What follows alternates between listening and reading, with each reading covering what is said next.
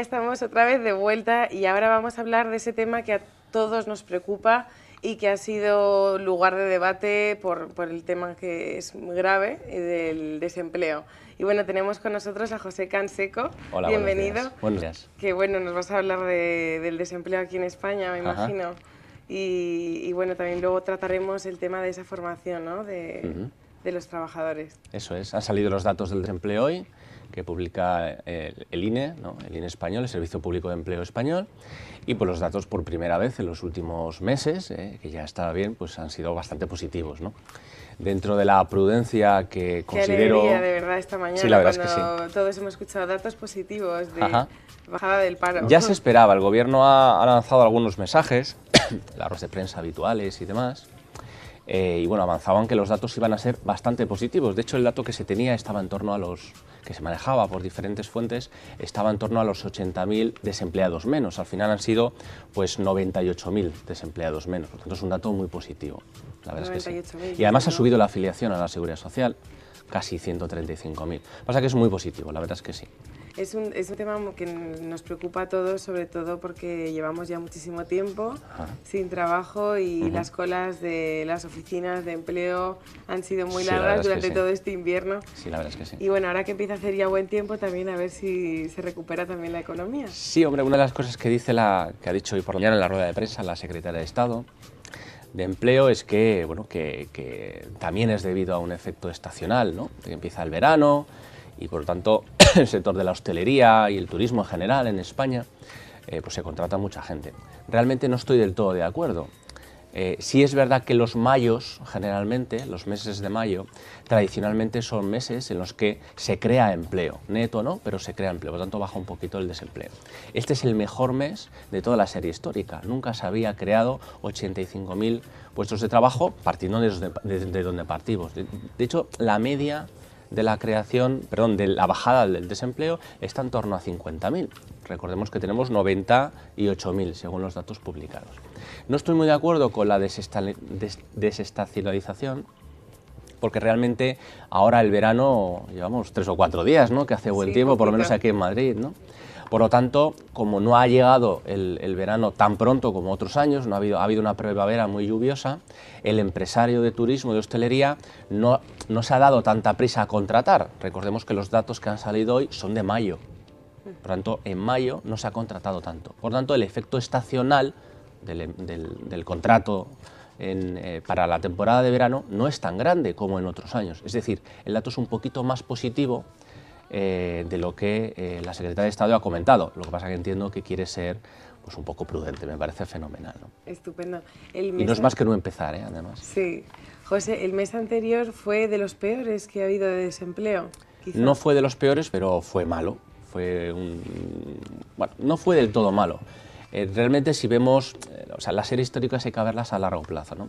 Y si vemos la evolución del desempleo, los últimos meses vemos que, aun habiendo mayor desempleo, es decir, llenando la bolsa más y más, hay un pequeño punto de inflexión, y por lo tanto, poco a poco se crece menos en desempleo, salvo este mes, que ha sido todo lo contrario, hay menos desempleados. Por lo tanto, la tendencia es que se vaya estabilizando hasta llegar a cero. No nos esperábamos que hubiese un recorte del desempleo. Fijaros que los datos de paro registrado, la gente que se apunta a las oficinas de empleo... Ya llevamos varios años, puesto que comenzó todo, la subida del paro comenzó, si no recuerdo mal, en el 2009.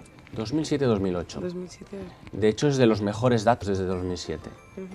Es interesante. Es muy interesante, sí, la verdad es que sí. Y bueno, lo que hay que ver es cómo evolucionan los siguientes meses. Los 2 próximos meses, y sobre todo en septiembre, que es cuando todo el trabajo que se ha contratado, todos los empleados que se han contratado para la época de verano, pues bueno, se resciden contratos y demás. Por tanto, tenemos que darnos hasta septiembre y tenemos que ver que salen los datos de la encuesta de población activa del segundo trimestre.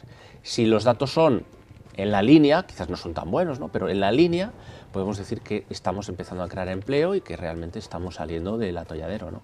Desde el punto de vista del empleo. De este gran batacazo. Pero tenemos 6 millones de desempleados. Y es difícil levantar eso, ¿no? Pero bueno, son datos positivos. Sí, hay que marcar ese positivismo porque yo creo que lo bueno siempre atrae a lo bueno. Y bueno, me gustaría que hablásemos un poco del desempleo juvenil, cómo ha marcado pues está ese bajón dentro de los jóvenes, Ajá. ese tener que irse fuera de España, de su país. Ajá. Y bueno, y se ha estado comentando que han tenido que emigrar, sobre todo dentro de la Unión Europea, y me gustaría saber qué opinas acerca de que se diga que ellos se sienten igual que en su casa, puesto que están en la Unión Europea.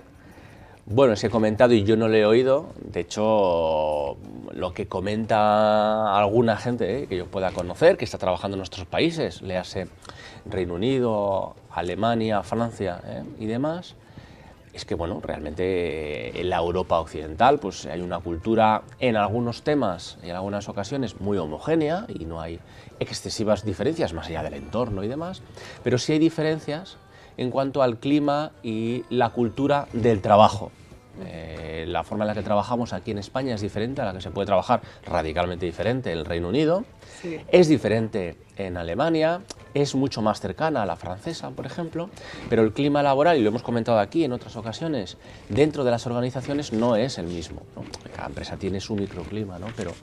Pero en general la cultura del país pues hace que cómo se desenvuelven las relaciones laborales o el trabajo en compañías francesas o alemanas, por decir algunas, es diferente a las españolas, ¿no? Por tanto, Claro. no sé si están como en casa. Lo que pasa es que ahí tienen empleo, tienen oportunidades, se ganan la vida, pagan sus facturas a final de mes, y aquí en España es más difícil, sobre todo la gente que está muy formada y la gente que aporta un valor añadido, porque aquí no hay tantas oportunidades y se van fuera.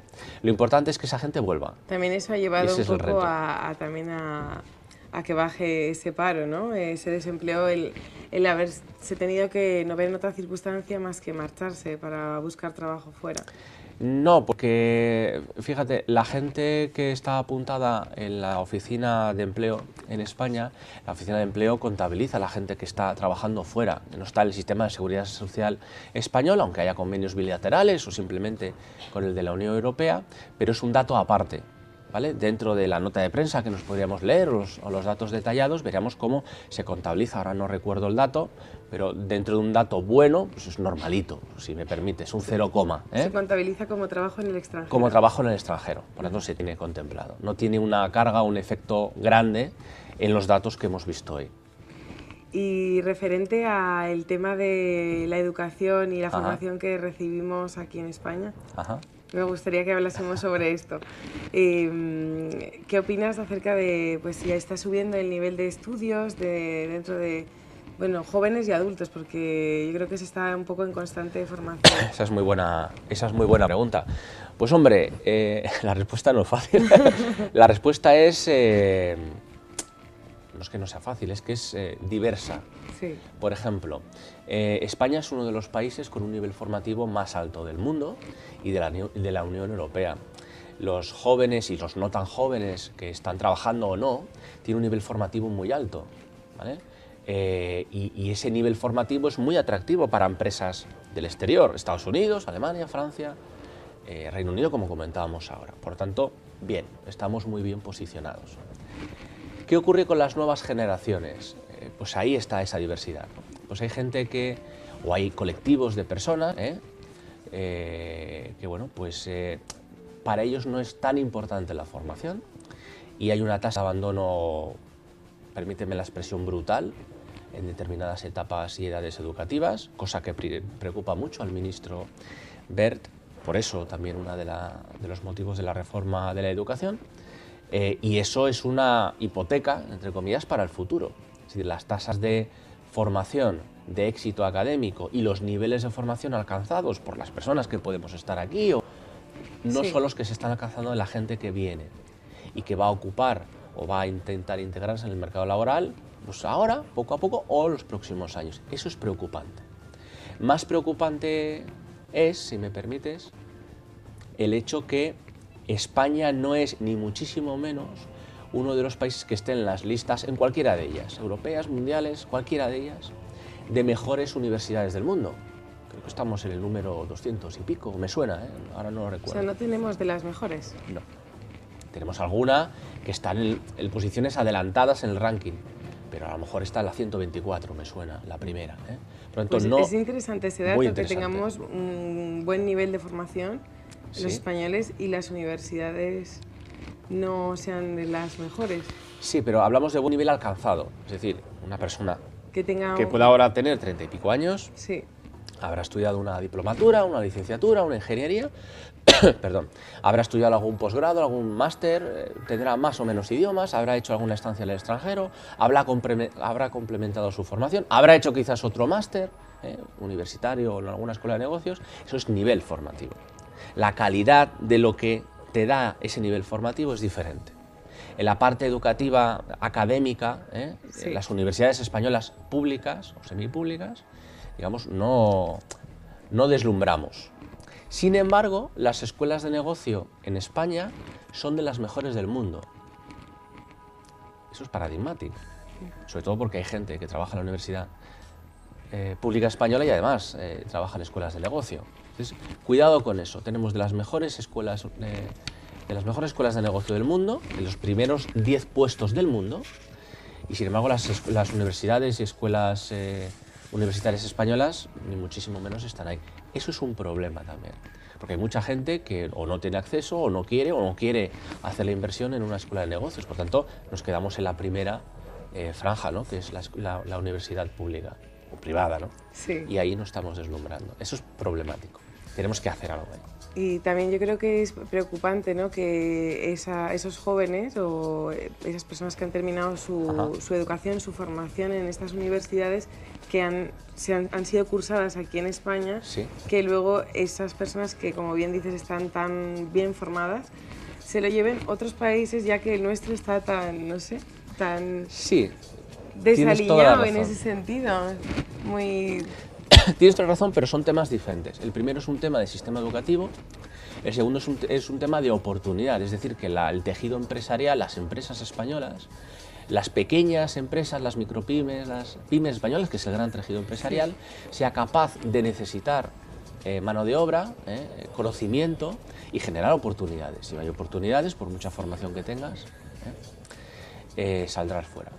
¿Qué ocurre? Que esa inversión que hace el Estado en formar a la juventud y a la gente de las nuevas generaciones que vienen, al final se está aprovechando de ellas otros países que son los que vamos a trabajar. Totalmente, Y, eso por también supuesto, nos deberíamos de dar cuenta, ¿no?, y Ajá. tomar medidas, es decir... Sobre todo porque la gente que sale fuera, lo que dicen las encuestas es que no piensan volver. Eso que dicen las encuestas, a lo mejor lo dices cuando llevas 2 años fuera y cuando llevas 10, pues te lo piensas. Las encuestas dicen que la gente que está fuera está a gusto, empieza a hacer vida fuera, es decir, se va con su pareja, encuentra pareja, crea raíces, tiene hijos y por tanto no quiere volver o no piensa volver por lo menos al medio plazo. Eso es problemático, porque es gente de talento que estamos sacando fuera.